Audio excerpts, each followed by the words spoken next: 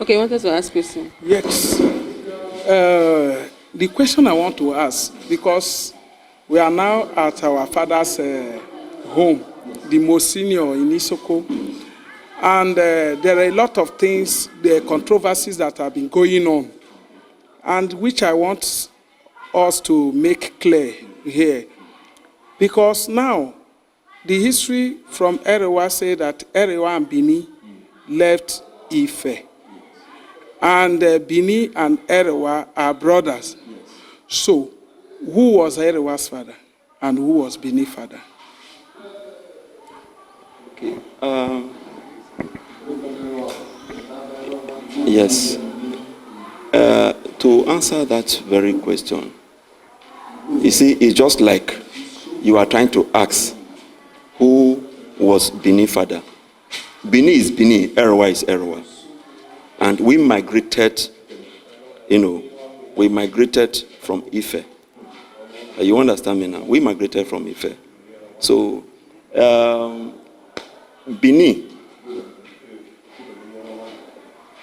and Erhowa, they were brothers. You understand me now? So, that is where the storyline started from. And they went their separate way. Benin decided to reside in Benin there. And Erhowa transcend beyond that point and came down here. Yes. I said to bring clarity, to avoid some controversies that have been going on.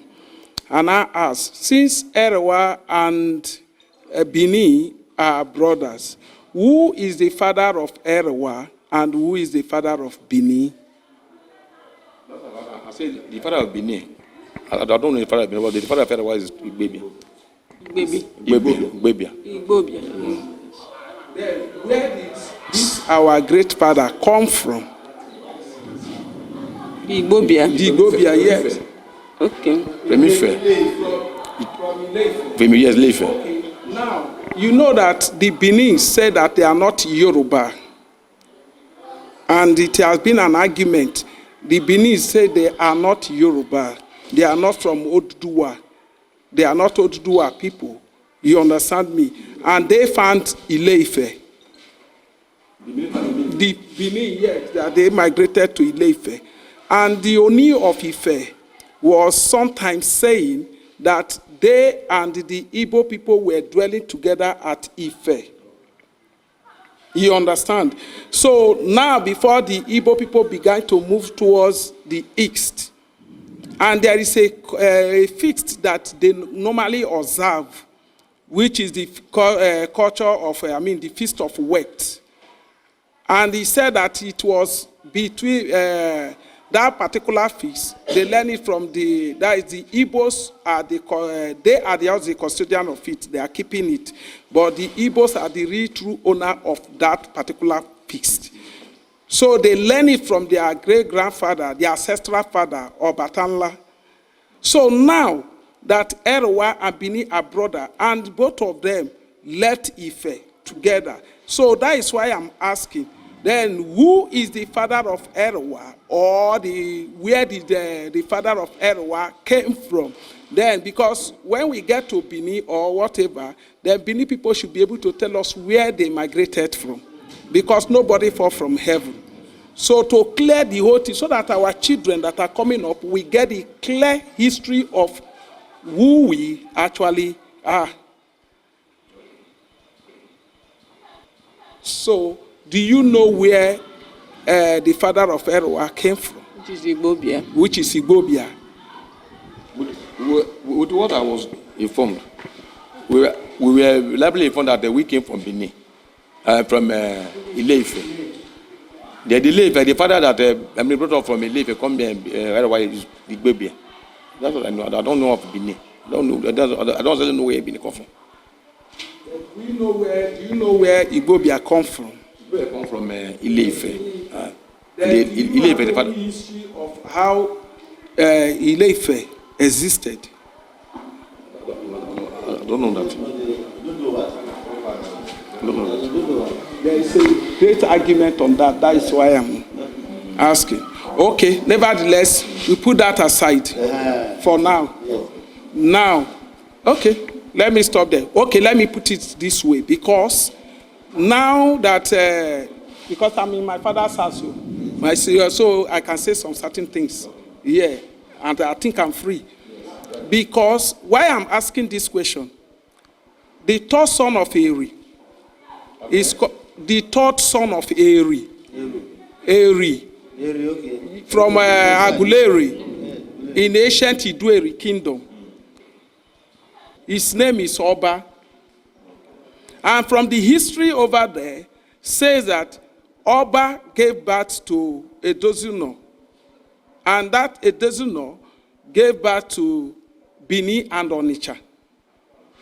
And Benin and Onitsha moved down to Benin where they settled and now moved to Ife. And they were living there before the Ile-Ife, the Oduduwa people, come together, which they were now living together in the rain tropical forest there. According to this Oni of Ife. So that was where they were observing that culture. So now that they were observing that culture, and at the end of the day, today, some of us now say we are from Oduduwa. Why some say no, we are from the east. I don't know if you are getting it. So that picture is what I want us to clear. And that is why I bring up this question here in Erhowa, being the senior of Isoko. Because when we go to the north, they fight us. As they are killing Igbos, they are killing us. When we go to the west, as they are killing Igbos, they are killing us too. The Isokos, they say we are all Igbos, from Benin down. But the history is why some of our fathers are telling us that we are not Igbo. So why is this confusion everywhere? So we need to make these things clear. Okay, the thing happens to me. My shops and everything was born in Lagos. Because of what? They say I am an Igbo man. My vehicle was 6. I asked them, why? What is my offense? I have the old paper and my driver license. They say Igbo. I said, I'm from Isoko. I was arguing. The senior officer of that vehicle inspector told me that I should go back home and go and ask questions. That I'm supposed to be teaching others, not for others, not for me to join them and begin to say all these type of things. And that is one of my reasons why I began to ask questions. You understand? So these are the reasons. So if we keep quiet, we don't know all these things, that thing will still continue to affect our children and our upcoming ones. Because whenever they are killing Igbo, they do not leave us. They will still continue killing us. But we say we are not Igbo. But when I got that history and all the rest of them, that is why I say no. There is a link somewhere which somebody is not saying the truth. That is what prompted this question. So maybe we still need to investigate further to know what is actually going on. Thank you. And I think that in the Isoko, that is not linked to Erhowa here. The only thing I have heard is that one of the communities in Isoko land that migrated from Igbide, who migrated from Igbide. Yes. Then they say Lower Enwe, Obollo is Obollo. Kingdom is also from Igbo direct. Those are the direct Igbo migrants. But the rest of us that come from Benin, that is why I'm asking this question, so that we will be able to give our children right education. Sam, Yes. in the olden days, Yes. do they have any community that fought war with the Arab people? Yes, I would say yes. But, sometimes there are certain things that will remain unsaid, not to, bring up old wounds. You understand? Of course, yes. And you see, for the Erhowas, they are great warriors. For we to still retain this very place, it wasn't an easy thing. Yes, we fought wars. Yes, we did. Well, it should be kept aside. But I've answered. You said, did they fight war? I said, yes, we did. We are great warriors. We did. We fought. Yes. So talking about fishing, how can you throw more light about fishing when it comes to Erhowa people? Yes. Being fishermen. Okay, yes. When you talk in terms of fishing, we are great fishermen. If you look, there's a creek here.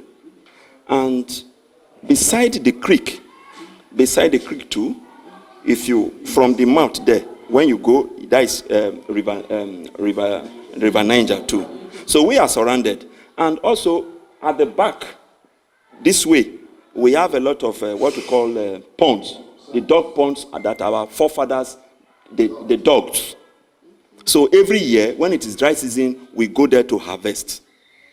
And that even some of our ponds here, in the olden days, there were some of our neighbors who were trying to seize them, but we fought them gallantly, and we retrieved. They couldn't.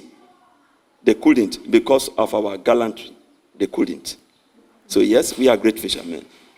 Looking at this creek here, when you look at this road here, leading down to here, see that there's a creek here, there's a big river here that crosses it. Was there any activity like slave trade or crossing of the slave during the olden days there? Yes, you see, there were. I will answer that question. To answer your question, when you see the slave trade encompasses all the whole area. When you go to during the time of this Niger, what they call that trade, the company, this owned by the whites then. They have an office somewhere around Asabaisi. They have an office there. Yes. They have an office there, yes. So, yes, but I can't really give sufficient information of that. But they were. And I think, too, that historically, amongst the communities, there were old stories of trade, of those who were actually... Looking at this place, that people were crossing from here to the other side. That's why I asked. Okay, guys, so I see the mayor get Dimas and Crab, the queen of African culture. And today we are live in Erhowa, one of the oldest kingdom, Asian kingdom, one of the oldest Isoko kingdom. So there's nothing that is done in Isoko without them because they are the eldest. They are the number one. So that's why we visited today, to find out their great history, their culture. And when you talk of the history of Isoko, there's no way we'll discuss about the history of Isoko without coming to Erhowa Kingdom. So that's why we're here today. You find out their history, their rich culture, what makes them very unique, and so many things about it. Their rich food and so many things. So guys, keep following us. We'll be giving you updates and more history about them and rich culture about them. I see the mayor get Dimas and Craft, the queen of African culture. So thank you guys. So like I was saying, my king, I want to thank you for welcoming me to your kingdom today. I appreciate every one of you today for welcoming me here, and me and my team today. I think it's one of the peaceful places I've been for my research. Welcome me, and from how you presented the cola, money and everything, I was like, I have not seen this one, no. So other parts used to do, but this one people do. Other people will be adding money, like I've not seen this culture. So it's very unique about your people. So I appreciate so much. Thank you all for giving me your time. I appreciate. Thank you so much. Mama. Thank you. Thank you, sirs. Thank you. Also, thank you. Okay.